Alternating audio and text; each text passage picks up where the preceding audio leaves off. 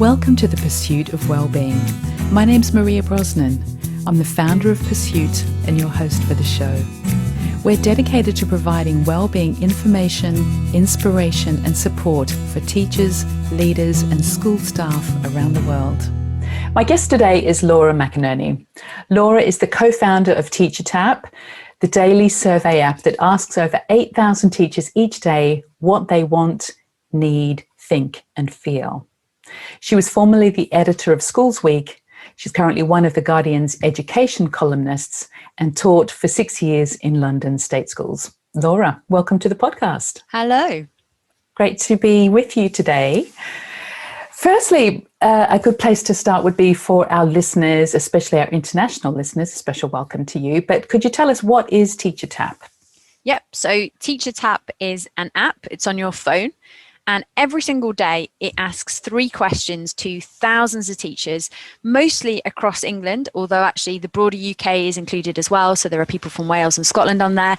We've also got quite a few pockets in other international countries as well. So TeacherTap Netherlands is quite big, TeacherTap Flanders, TeacherTap Ghana. And then there are other countries around the world where you can download it. So you can look on the App Store and see if it's available to you. The app pings once a day, asks 3 questions, and then the most important bit, once you've asked them, is you get to see the answers from yesterday's questions.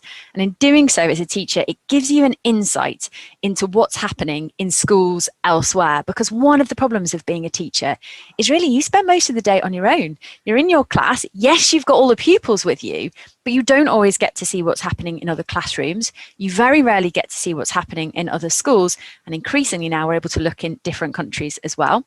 And then after the results, there's a little bit of gamification. You get some badges, some scores, and we also give a daily 2 to 5 minute read, which is just us pointing you to a blog that could be about your subject on certain days, or it might be, if you're a primary teacher, about something to do with primary, or otherwise a lot of the time it's really generic stuff. Wellbeing might be related to leadership, might be related to how you give out homework. Really, a lot of the time we look at tiny, tiny, tiny aspects of school life that other people just simply miss out. And I think one of the great benefits of that is, as you say, that it can feel quite lonely being a teacher, especially now when you don't have the benefit of just the atmosphere in the staff room, that you can go and have a cup of tea and chat with people. Are you finding that that's helping kind of break down those feelings, perhaps of isolation or loneliness? Or that's definitely why when we started TeacherTap, that was part of what we were thinking. So myself, I was a teacher for 6 years. My co-founder, Professor Becky Allen, also a teacher. Then Alex Weatherall, who built the app for us, he was a teacher as well. So we've all been in that situation where we've been thinking to ourselves, am I normal? Is it normal that students are misbehaving on a Friday afternoon? And we know now from TeacherTap that it is. So we often ask on a Friday afternoon how behaviour went in your last lesson. And especially if you're a new teacher, over 50% of new teachers will say that their final lesson on a Friday was disrupted by poor behaviour. But actually around 30 to 35% of teachers on any given Friday have that problem as well. So it's really good for finding out, are you normal? But this year, obviously, we're finding out, well, what's not normal, but kind of is. So yes, in terms of things like the staff room, we know that people eating their lunch in the staff room has dropped by 1/3. In many cases, that's because the school has either taken over the staff room and they're having to use it as another space, or you can't sit together anymore. It's not the same way of chatting with one another. And at least with TeacherTap, I mean, I don't think TeacherTap is any substitute actually for that kind of face-to-face chat in school. I think that's really important. But at the very least, once a day, you do get to engage with other professionals. You get to have a voice and you get to see what else is going on. And we know from lots of teachers, they do find that really valuable. Absolutely. Absolutely. And so what else, Laura, can you tell us? What's your current take on, say, things like wellbeing, anxiety levels? What are you finding most recently about that? We're recording this in October, but I'm sure it's a good snapshot of how people are feeling. Sure. So weirdly, about a year ago on TeacherTap, so September 2019, we decided that most Tuesdays we would be asking a question as part of a project to find out about people's workplace anxiety. And there were things that we wanted to look at over the shape of the school year. of course, as it happened, the school year went quite strange. About March of 2020, that's when we get lockdown. And so we carried on asking that question every Tuesday, and we're still asking it reasonably regularly now. And we're able to see how workplace anxiety changed over time. Now, what's really interesting is up until that point in time, you had head teachers and classroom teachers, whether in private or state sector, roughly moving along at about the same rate. People with very, very high anxiety was quite rare. And we do know, especially for head teachers, although they do often have high stress levels, they quite like a bit of that stress. Stress isn't always bad. Stress can be something that is actually quite positive. It can make you better at your job. It can make you feel like you've achieved things at the end of the day. So there was a group who had quite high levels of anxiety, but it was consistent and it wasn't necessarily negative. We get to lockdown and it just goes through the roof, that anxiety rate, in particular for head teachers. It then came down throughout the lockdown period for most classroom teachers unless they were teaching online live lessons. Online live lessons are really scary for teachers. And we saw teachers in the private sector who particularly had this as a thing they were asked to do with very high levels of anxiety. We tick along again until you get to the point where schools reopen. And at that point, actually, most teachers kind of even out. They go back to roughly where they were before. But the head teachers, they shoot up in anxiety. And the head teachers have basically sat at very high levels of anxiety since June. It hasn't really gone back down again. Obviously, it sort of trailed off in the middle in the summer a little, but results didn't help. And then it goes back up again and it's still very, very high. We are hearing teachers saying that they're exhausted.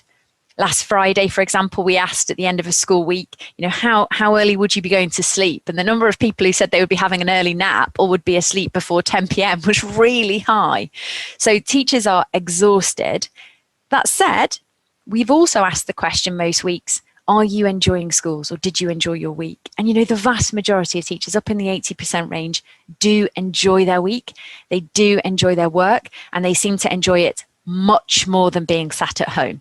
This idea that teachers were very happy because their anxiety was low at home isn't true. They really desperately wanted to get back to school. And when we gave them the choice, we said next year, same salary, same conditions, everything. If you could work from home all the time, you could work from home part and part, or you could be in school all the time. The vast, vast majority picked in school all the time. That's we incredible. like a bit of stress, but not too much. Well, yeah, it can really give us some energy. It can inspire us and motivate us as long as it's not too much. Absolutely. I had a lovely guest on last week, actually, Beth Kelly, and she's a psychotherapist, and talking about the range that we work within. And there is a healthy range of stress. And if it gets too much, we tip into feeling anxious or overly stressed. And if we don't have enough, we can feel lethargic or depressed even. So there's a healthy range in which we can operate well. So it's good to see that. There's also, I think, something important about coping mechanisms, and there are a range of different things that matter. One of my biggest concerns was we've often asked a question at the end of the week or on any given day. We'll say, imagine you've had a bad day. Maybe you really have. This evening, how would you cheer yourself up? And there's a big list of things that you can do, have a bath, talk to friends, and so on. And we did see at the beginning of lockdown that the alcohol option was really ticking upwards. And in particular, for those in those anxious leadership positions, it really rocketed up. Now, that's a concern. Again, I'm not going to say that anybody is a major source of concern if they've had a really bad day and they go home for a glass of wine. But actually, in a period like lockdown, where our access to maybe friends and family is more limited, the things that we might do to take our mind off things, going to the gym, might not be possible anymore, then it's really, really even more difficult to deal with those day-to-day lives. So how people are building their coping mechanisms in, whether that's going for a walk, whether it's reading a good book, whatever it can be, I think that's been something that people have had to really try and work towards during this term. And I'm seeing lots of teachers being very conscientious about where they put their energy, because if you burn it all up all term and you don't have any downtime because weekends are just really boring and there's nowhere to go, this isn't going to be sustainable for a year. And it is a real marathon. It is a slow disaster. It's not a quick one. It's not a quick bounce back. This is a slow crisis. So we've got to do constant recoveries. Absolutely. Couldn't agree more. In fact, I'm writing a book on that right now. Really? Yeah. Yeah. Can you tell us some more? Yes. Well, it's called The Pursuit of Sleep for teachers and school leaders, educators. And we talk exactly about that, about coping mechanisms and how to pace yourself. And because if you can't sleep well at night, it's rarely just you put your head on your pillow and you don't fall asleep. It's what happens all throughout the day that leads to that point, and the coping mechanisms you employ all throughout the day. So I think we're currently at 104, but I think we're going to try and reduce those, but look at different ways of coping all throughout the day. But it's a critical point to acknowledge now. Otherwise, we're just hitting the wall, and burnout and exhaustion is a real crisis. And looking at your blog, Laura, about head teacher anxiety, I'd like to just drill down on that a bit more, because the numbers of head teachers looking to leave the profession is extremely worrying. Can you tell us a little bit more about that and how you think those factors kind of marry together? Yep, we always have to be a bit cautious on the statistics around whether or not people want to leave their job, because when people say they want to leave their job, that doesn't necessarily mean they're going to leave their job. But we have been asking throughout, since the lockdown period, throughout it, about whether people want to leave. So has the current crisis made you more likely to increase your hours, stay in the job, or decrease your hours or leave the job? And we have seen head teachers increase quite dramatically since the return this September in terms of the numbers who say they are now going to be more likely to leave the job. And the fact that it's gone up, the same question, over that period suggests to me there is now a genuinely higher level of head teachers looking to see where else they can go. And in a time of mass unemployment, as we're heading into, typically you could think to yourself, well, teachers don't always have other equally well-paid good options later in their career, so that will trap them in. But we know from other TeacherTap data that actually a lot of head teachers are in their 50s. That's the average age of a head. And a lot of teachers in their 50s, particularly in the north, have already paid off their mortgages. They have partners who are often much better earners than they are. Their children are more likely to be leaving or left home. And so their economic concerns are not the same as when you're looking at people leaving the profession at, say, 30 and 31. They are often in a position where their living costs are low. Their partner is able to cross-subsidize, particularly for female teachers. And therefore, the money isn't as important to them as you might think. And actually, their well-being, their ability to sleep at night, as you've just talked about, is absolutely imperative. And especially, I think, when you've got older parents and you start to think to yourself about the fact that, you know, this life is finite. It doesn't last forever. And that often comes home to people, I think, really, really hard at times like this. People are going to look and say, I just don't think it's worth it. Now, there will be enough teachers behind them. We're not going to end up with a mass shortage, I don't think, because we've got lots of new people coming into the profession. Got quite a young profession overall. Country's average age of teachers in the UK is very low. So people will rise up and take over, but what we'll lose is the wisdom. Yeah. And we will lose a generation who, being that little bit older, are often that little bit calmer, little bit wiser, often not quite so concerned about making the money and so on and so forth. And that brings a diversity to the workforce that if we lose it will be a massive shame. And you know, and not to mention the fact that the health of people whose anxiety is very high in and of itself has long-term consequences for their own life. Oh, absolutely. Absolutely. And do you have any insights on what would shift this? What would help those head teachers that are feeling this incredible strain and stress as you've described since June? I mean, God, that's completely unsustainable. But what would help them? Do you have any insights on that, Laura? I suppose the thing we know that doesn't help is the weeks where we saw some very particular peaks. And we couldn't quite work out what they were because they weren't aligned with government announcements. So often if there's a particular government announcement, then it can be a particular problem. What we found was it was where the media on that day had a leak of a report that they said was coming out from the government in a few days' time. And what we think is happening is it's the level of uncertainty.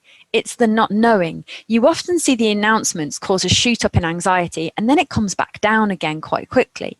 Whereas that week where you've got people knowing that something bad is coming, but it's not come yet and they don't know exactly what it's going to be, then that's when the anxiety just stays very, very high. Now, we can't go back in time, and I'm not sure that the government can pull itself together enough to be very, very clear on its messaging.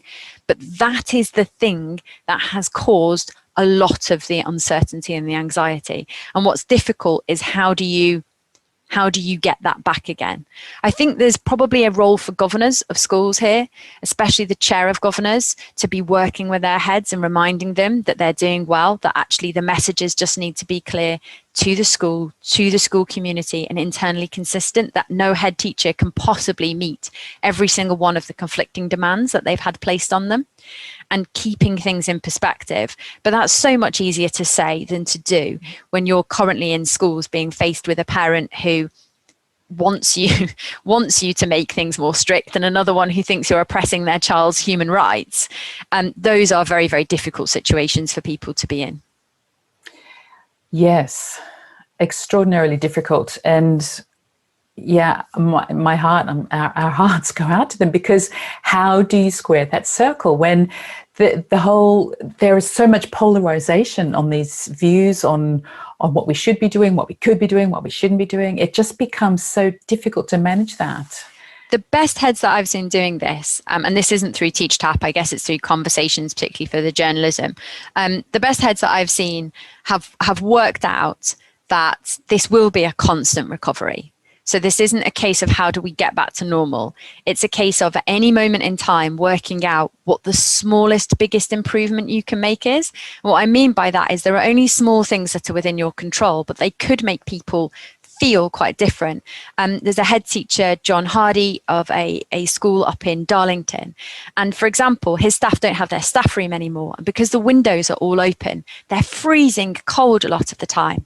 So they can't get hot drinks at break because they can't get to the staff room and they're cold. So he has got a tea trolley. He's employed, somebody from the canteen to go around and make sure that those teachers are getting hot drinks.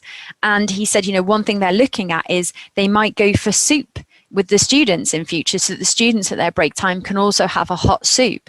Now imagine being a member of staff in that school. You're very anxious, and then on top of it, you can't even have a cup of tea, which culturally is actually quite an important part of the day. And so what he's done there is a small thing, but it's a big improvement. It helps with the recovery and the well-being right now. But what he's not done is he's not promised anybody he's solving the pandemic or that all learning is going to be back on track by tomorrow.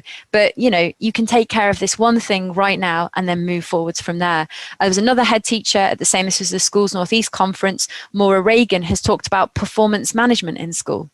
There's still an expectation that this will happen, but is it realistic that you can give everybody all these different targets? And instead she's marshaled people behind one set of goals for everybody, and those will be the targets for the year. And if they can achieve those together, then actually that matters. So I think realigning the mission, making it realistic, but the smallest, biggest improvements is what can make quite a big difference at this point in time.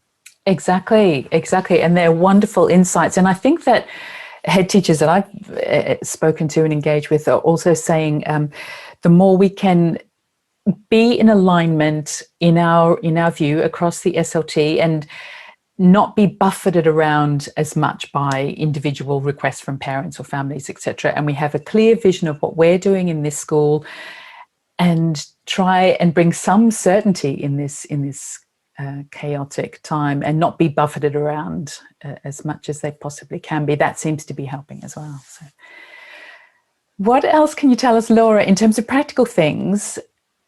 There are some ideas that you mentioned before we got started about best friends at school. Can you tell us more about that?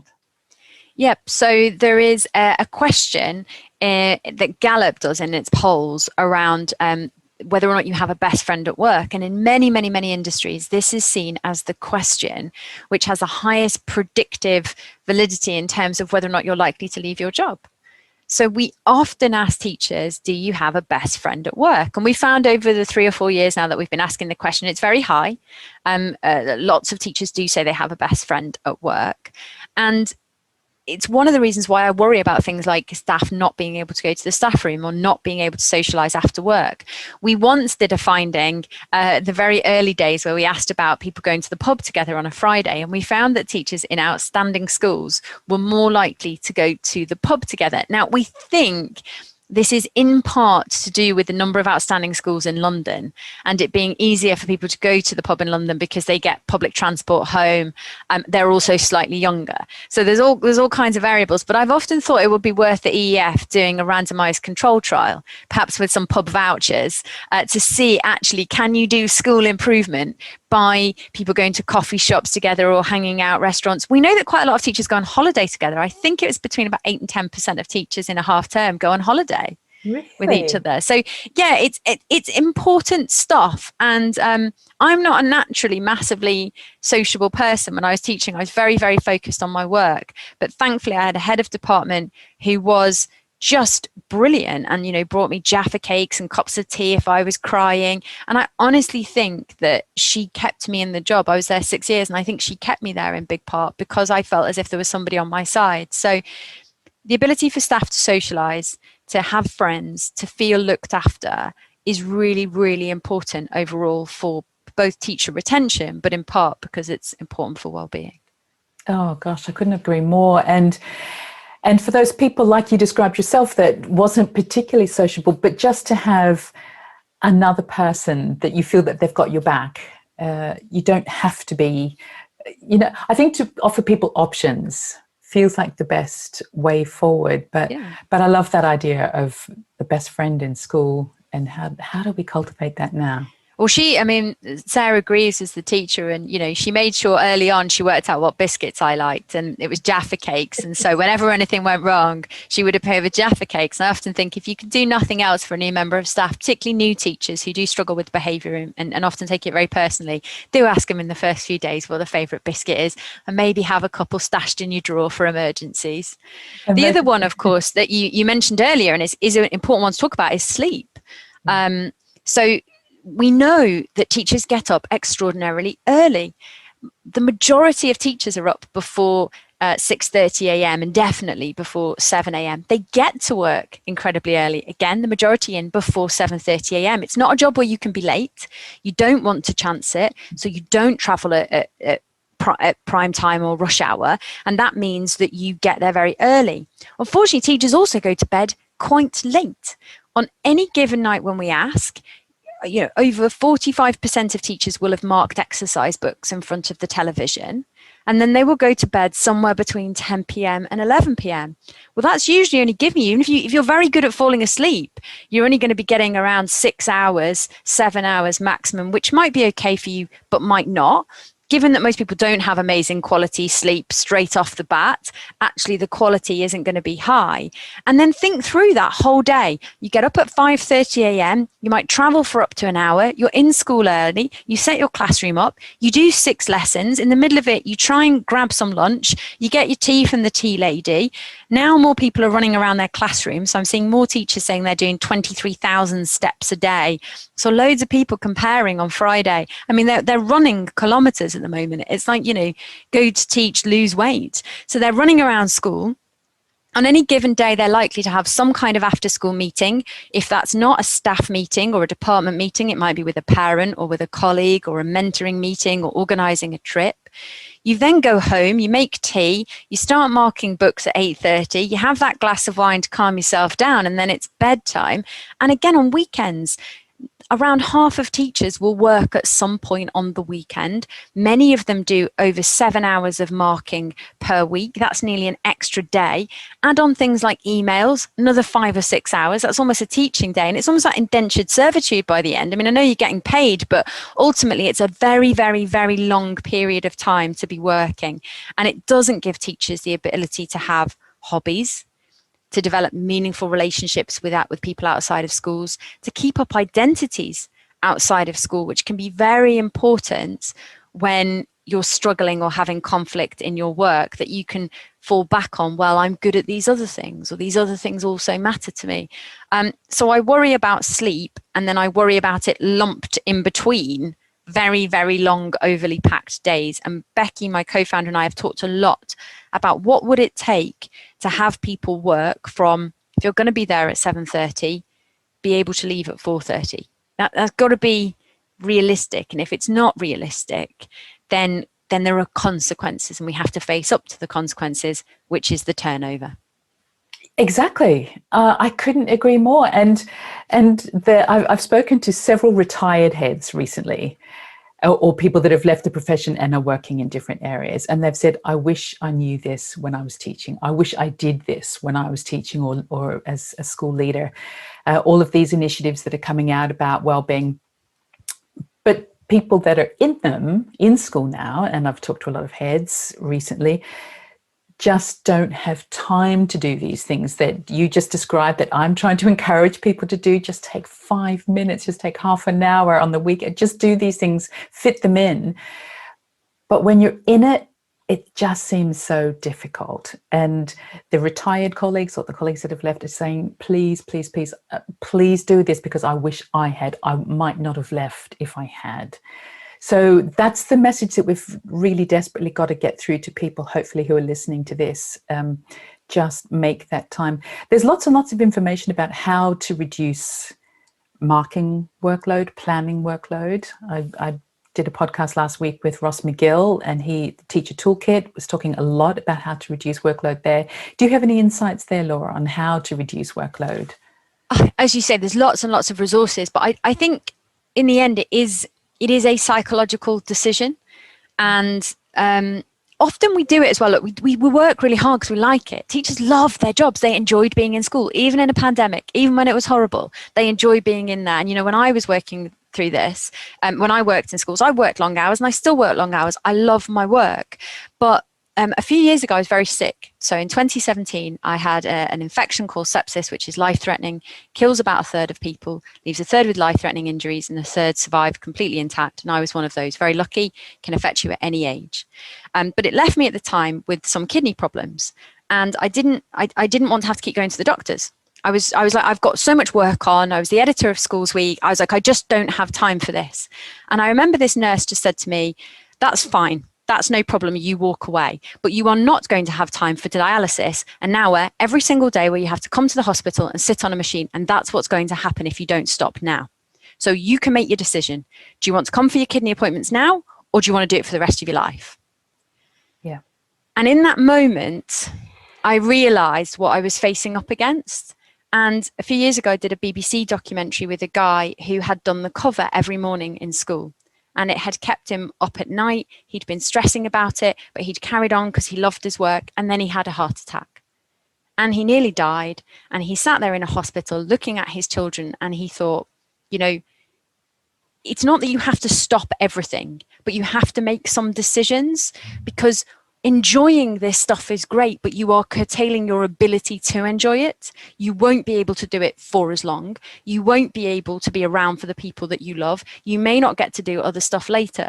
We have a finite amount of life, a finite amount of energy, and we have to decide where it goes. And that currency calculator of our energy is what matters. So if somebody wants to burn themselves up and be a workaholic, knock yourself out, as far as I'm concerned.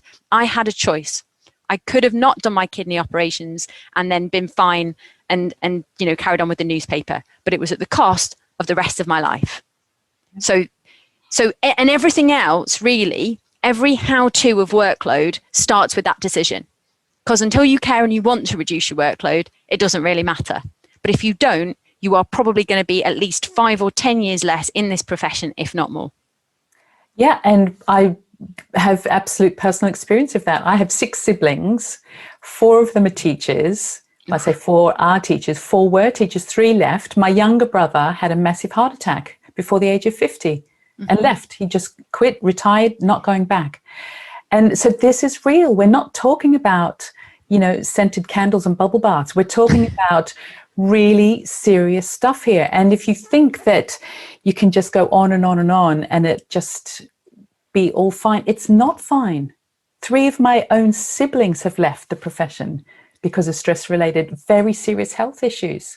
And they've left hard, walked away. That's the issue. Exactly. This guy with the heart attack, thankfully, he then went back part-time, and he was super embarrassed. He's kind of 55-year-old, big guy, northern, part-time because of my ill health. That's like hard work to accept.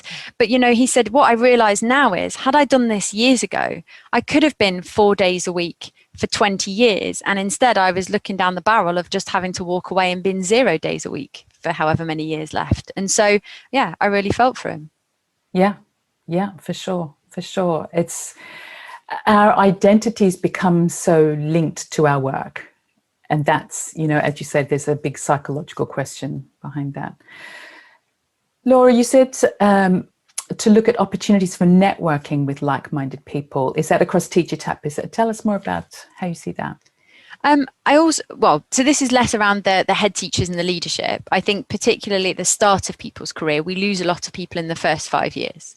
Now, that's not for the same reasons that you tend to lose people later on. So what we know is that at the beginning, behavior is really problematic. People can tell you it's not personal, but it feels pretty personal when a kid is yelling in your face.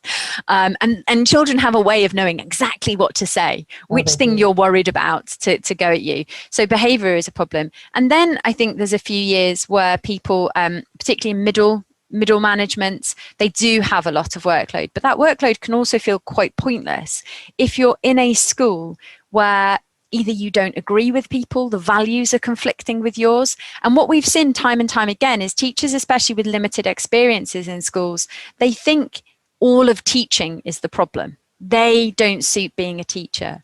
When in fact, it might be that this particular school and this particular set of staff just have slightly different values to you or are interested in different things. But there's many parts of the teaching job. We often ask people, in fact, I think we've just asked it again. I've not quite got the results yet around what's the part of the job that you love the most.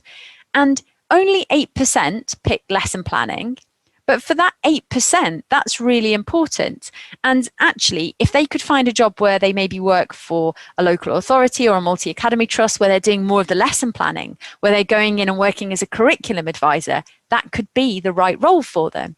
If you're somebody who's very into research and actually you like all decisions to be very scientific, then you're going to be better off working with a head teacher who's into research ed, part of Teaching Schools Alliances, and leads in that way than you are in a school which is very, very focused, for example, perhaps on the community and inclusiveness, which, I think there are just different personalities. And yes, we have to be a professional. Yes, we have to be working in lots of different environments.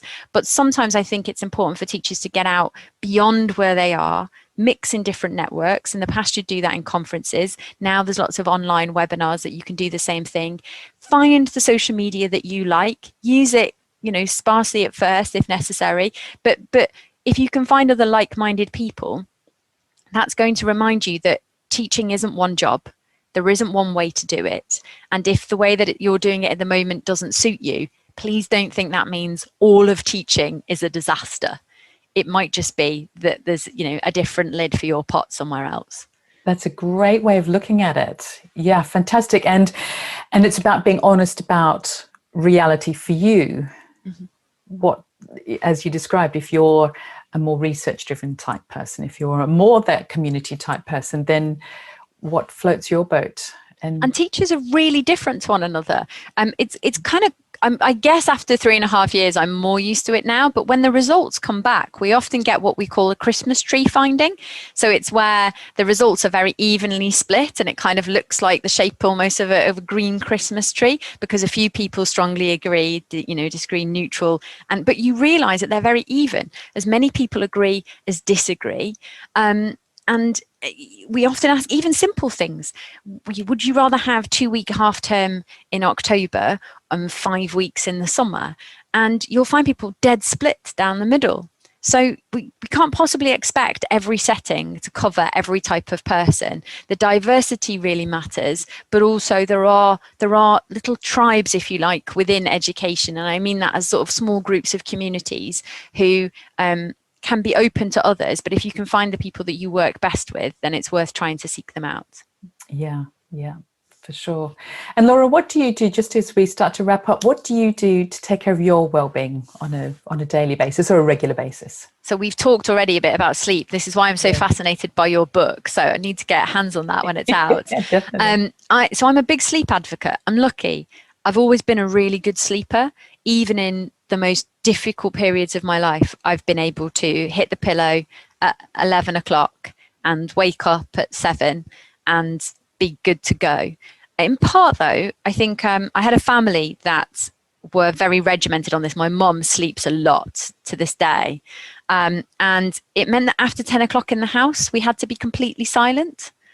So I couldn't watch television. I couldn't play computer games. Of course, there weren't phones back then either. But if there had been, I'm sure she'd have made me lock it in a box somewhere, because she really believed in sleep. And so when people say I'm bad at sleeping, actually, do you go to bed at the same time? Is your house silent? Do you have access to anything? Because by and large, I can tell you, as someone who didn't find sleep that easy when I was 7, after a year or 2 of that relentlessness, you just get good at it. So that's been the thing for me. Everything else, food I kind of struggle with, and exercise I do it almost every day, actually, exercise, but I hate it. I can't say I love it. And then drinking water is like this endless battle, isn't it? But it's one of the really important ones. I sort of feel like at some point it should be done. Like, when am I going to have drunk enough water that I don't have to keep drinking more? But they tell me the answer is never. So I'm going to have to get over that at some point. But if you did all of those, if you drink water, you eat well, you exercise, and you sleep, your life will always be better. Yeah, for sure. It's just irritating that those are the 4 not very fun things that you have to do, isn't it? Well, I could talk. Well, this is what I talk about. I literally do talk about this all day long. But to your point about sleep, most sleep issues can be resolved by changing something in the behaviors and habits in your day. It is not rocket science. Of course, for some people, there are times in life where, something has tipped and you might need some support. You might need to see a doctor, or you might have a condition like sleep apnea, for example. But the vast majority who have difficulty sleeping, it's because of something that they're doing throughout their day that they could do a little bit different, tiny little tweaks to their daily habits that will really make a difference to the quality and quantity of their sleep. My point about exercise is that choose something that you do like. I really am an advocate for movement in helping move the stress hormones through our body, because they can linger in our body for a really long time, up to 8 hours. So that's why some people find it difficult to sleep. That's because we have so much of these, and there's hundreds and hundreds of hormones in our body that affect our sleep, not just cortisol and adrenaline. So I would recommend exercise. So find something that you enjoy. I can see drums behind you. Maybe there's something. Yeah, that's my drums are the thing on my fitness tracker. The drums are the thing that put my heart rate the highest. Yeah. I was really, really surprised at how much good exercise it is. I also have to say, once I was sick in 2017, I had to start exercising properly. And I did take all of this stuff, and do take this stuff much more seriously.